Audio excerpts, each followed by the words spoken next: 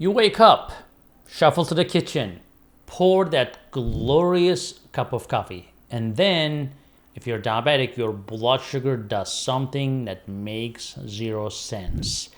It goes up. You didn't eat anything, you didn't touch a single carb, just coffee. What's happening? Is coffee secretly the enemy now, or is it the hero that we deserve? Let's break this down because the science here is genuinely fascinating and slightly infuriating. This is Dr. Ahmet Ergin. I'm an endocrinologist. I am the founder of Sugar MD. First, the plot that basically twists that nobody talks about here, right? What is that plot? Here's the irony that will scramble your brain. Coffee actually reduces the risk of getting diabetes. We know that, right? A landmark meta-analysis published in the Archives of Internal Medicine, pooling data from 18 studies, over 457 people, found that drinking 3 to 4 cups of coffee per day actually cuts type 2 diabetes risk by up to 25 to 50%. Another Harvard study tracked over 100,000 people for decades. People who increased their coffee intake by more than 1 cup per day over a 4-year period had an 11% lower risk of developing type 2 diabetes. Now, that's not a small number, and coffee is packed with chlorogenic acids, which are polyphenols that slow glucose absorption in the gut, improve insulin sensitivity, and reduce the oxidative stress on pancreatic beta cells. Now, those are the cells that make your insulin, remember? Coffee is basically protecting the factory. It also contains magnesium, which is a mineral that plays a direct role in insulin receptor function, which I have talked in my other videos before. Most diabetics are magnesium deficient, so coffee quietly helps with that. But here's the brutal catch. Short term, right? That's the problem. It can absolutely spike your blood sugar. And if you already have diabetes, that short-term effect matters enormously because it is generally exaggerated. So what caffeine actually does inside your body, right? Well, caffeine is not just a wake-up molecule, okay? It is a full-on hormonal hijacker. And here's the exact science, right? So caffeine blocks the adenosine receptors in your brain. Adenosine is the chemical that makes you feel sleepy and mellow. Like the first time when you open your eyes in the morning, you feel like, oh, no, I'm sleepy, and stay in the bed a little longer, maybe. Now you block it, you go for the coffee, and then suddenly your brain thinks something urgent is happening. It fires up your sympathetic nervous system, your fight or flight response. Now, that triggers a release of adrenaline, which is epinephrine, and norepinephrine, and cortisol. Those 3 hormones are counter-regulatory. Their job is to raise blood sugar. They signal your liver to dump stored glycogen into the bloodstream as glucose. They also trigger insulin resistance at the cellular level, meaning your insulin is still circulating, trying its best, but the muscle and fat cells are straight up ignoring it. Blood sugar rises, insulin waves its arms and gets ghosted by every cell in your body. Now, one study in diabetes care found that caffeine consumption equivalent to 2 to 3 cups of coffee reduced whole body insulin sensitivity by roughly 15% in people with type 2 diabetes, and that effect lasted several hours. This is why black coffee, 0 sugar, 0 calories, can still raise blood sugar 20, 30, sometimes 50 points in some individuals. It's not what is in the cup, it is what the caffeine forces your hormones to do. Now, the dawn phenomenon is somewhat similar, and it happens naturally and makes things worse. And here's where it really gets extra sneaky. Between 4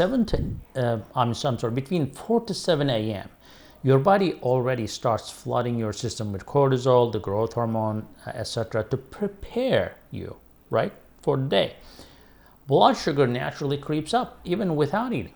And this is called dawn phenomenon. Most of you know it. It's not a malfunction. It is just your body doing exactly what it was designed to do. Now, the problem is For diabetics, the insulin response is not strong enough to compensate. So you wake up, blood sugar is already climbing, right? If you have a CGM, you can see that.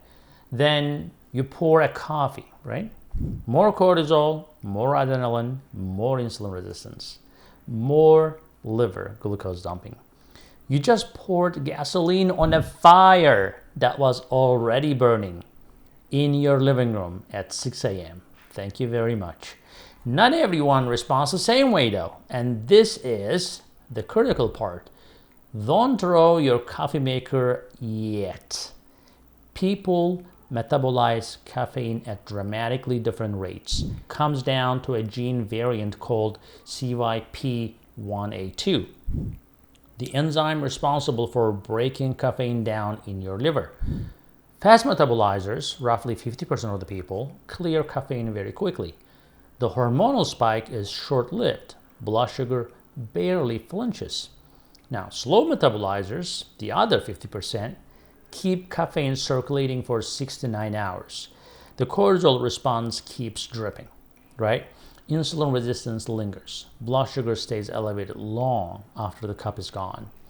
A Canadian study published in Diabetes Care found that slow metabolizers with type 2 diabetes had significantly higher post-meal blood sugar and blood pressure when they consumed caffeine compared to fast metabolizers.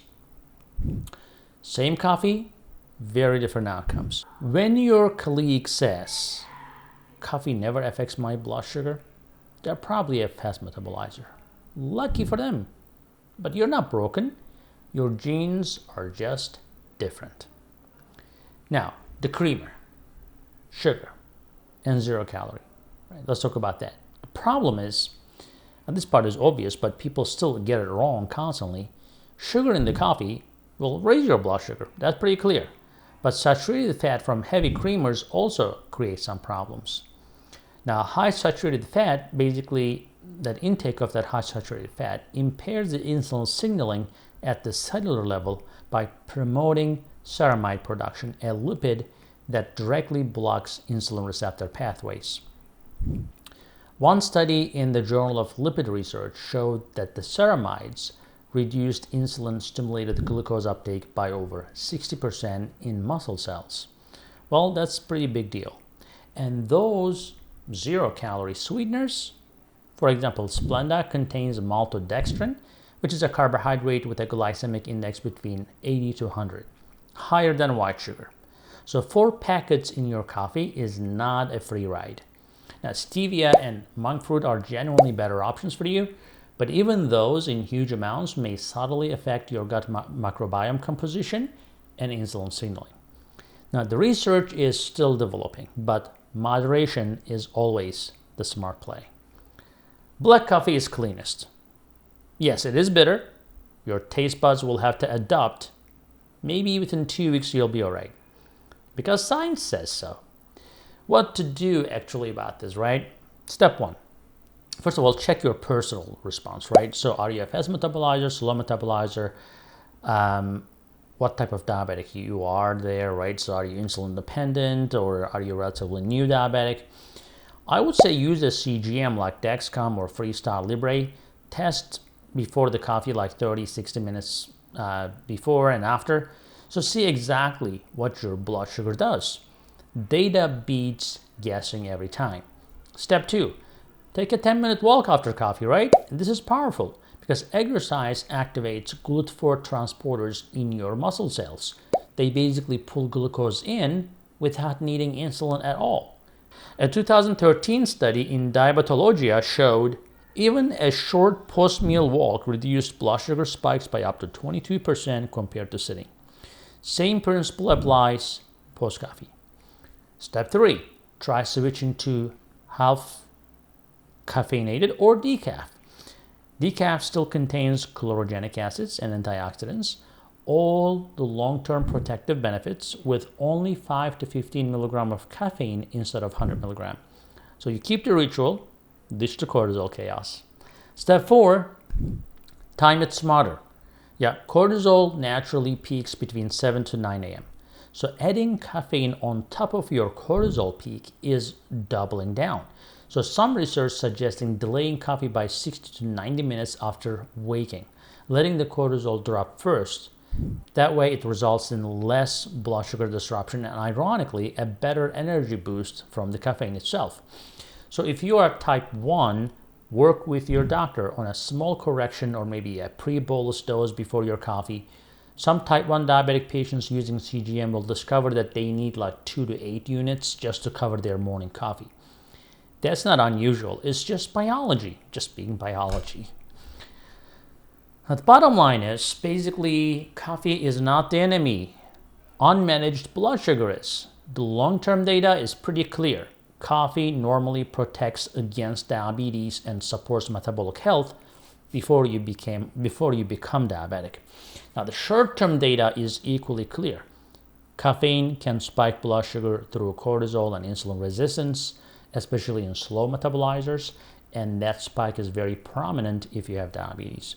Now, which category you're in, don't know, right? You gotta test your response, make some adjustments, drink it black or close to it. Move your body afterward and time it wisely. And for the love of everything, stop putting forced sugars in it. Thanks for watching. I'll see you in the next video. Remember to visit sugarmds.com, and you can visit me in my clinic at Diabetes, Thyroid, and Hormone Center of the Treasure Coast in Port St. Lucie, Florida. Talk to you later.